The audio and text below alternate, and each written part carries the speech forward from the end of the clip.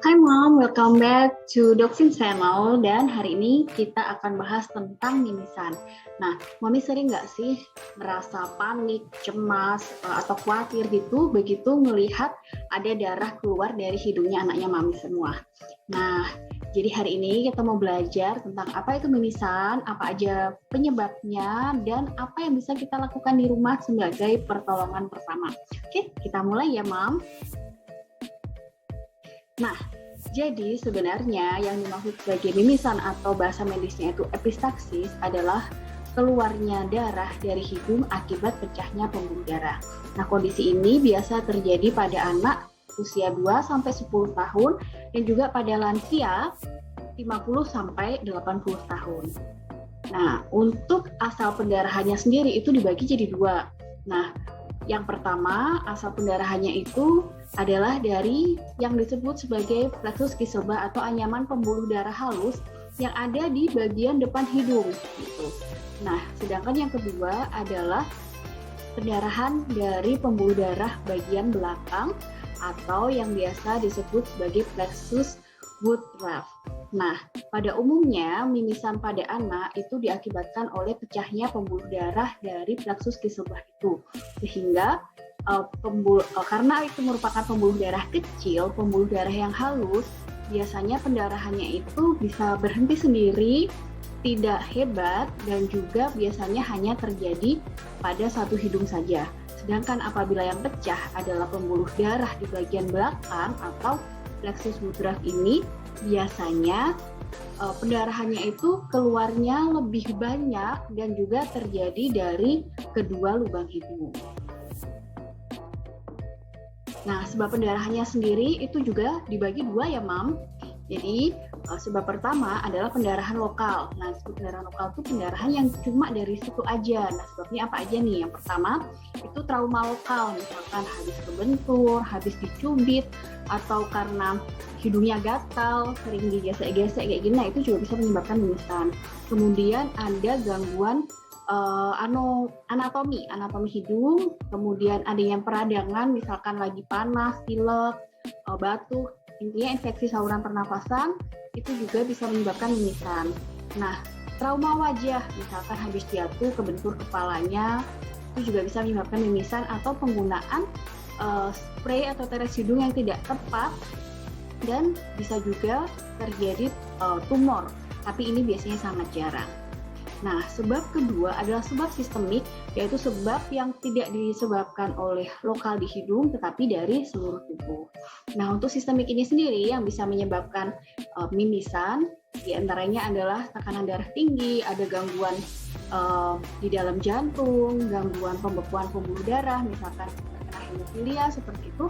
Ini juga merupakan beberapa penyebab yang bisa menyebabkan mimisan. Nah, selain dua di atas tadi, yang juga bisa menyebabkan mimisan adalah cuaca. Nah, cuaca ekstrim misalkan terlalu dingin, kemudian udara sekitar terlalu kering, tidak lembab, itu juga membuat pembuluh darah itu rentan pecah yang menyebabkan mimisan. Selain itu, beberapa obat seperti obat pengencer darah dan juga obat-obatan jenis NSAID atau obat anti-inflamasi non-steroid itu juga bisa menyebabkan mimisan. Tapi ini juga biasanya jarang, terutama terjadi pada orang dewasa yang mengkonsumsi obat-obatan. Nah, sekarang kalau anak sudah mengalami mimisan, apa yang harus dilakukan? Nah, ini ada beberapa hal yang bisa Mami lakukan sebagai pertolongan di rumah. Yang pertama, kalau anaknya kecil, Mami bisa pangku seperti gambar ini ya. Dipangku, kemudian anaknya ditundukkan sedikit, jadi ditundukkan ke depan, sedikit menunduk, dan Mami pegang ujung hidungnya di atas lubang hidung. Jadi seperti ini, itu dipencet sekitar 5-10 menit. Dipencet 5-10 menit dan anak diminta untuk bernafas lewat hidung. Nah, kemudian yang perlu diperhatikan ketika memencet hidung itu usahakan badan condong ke depan dan menghadap ke bawah dan tidak boleh menghadap ke atas. Kenapa? Karena kalau misalkan menghadap ke atas, takutnya pendarahannya itu malah akan masuk ke hidung dan mempengaruhi menyumbat jalan nafas. Begitu ya, kalau anaknya lebih besar bisa mami minta untuk memecah hidungnya sendiri atau mami yang pencet. Tapi kalau masih kecil bisa dipakai. Nah, itu adalah pertolongan yang bisa dilakukan di rumah. Nah, kapan kita harus membawa anak kita ke rumah sakit? Nah, pertama, anak harus dibawa ke rumah sakit ketika perdarahan tidak berhenti. Jadi misalkan udah dipencet sekitar 5-10 menit, tetapi kok masih mengalir terus, mimisannya, itu harus segera dibawa ke rumah sakit atau paling tidak dokter klinik terdekat di sekitar mami.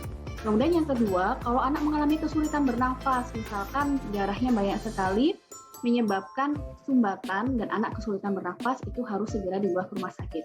Kemudian yang ketiga, disertai muntah darah. Jadi muntah darahnya ini sebenarnya akibat mimisannya tuh banyak banget sampai tertelan kemudian dimuntahkan. Nah, ini juga merupakan tanda bahaya yang harus segera dibawa ke rumah sakit. Kemudian yang ketiga, mimisannya itu diakibatkan oleh trauma kepala, misalkan baru kecelakaan, kepalanya terbentur. Nah, itu juga merupakan tanda-tanda harus segera dibawa ke rumah sakit karena takutnya bukan mimisan biasa, tetapi ada masalah di tulang hidungnya yang memerlukan penanganan lebih lanjut. Dan yang kelima, anak harus dibawa ke rumah sakit ketika usianya di bawah 2 tahun. Kenapa? Karena ketika usia di bawah 2 tahun ini masih terlalu kecil untuk bisa kita lakukan penanganan, dan anak-anak usia ini susah untuk mengatakan ini ya, keluhan dan takutnya mudah tersumbat pembuluh darahnya.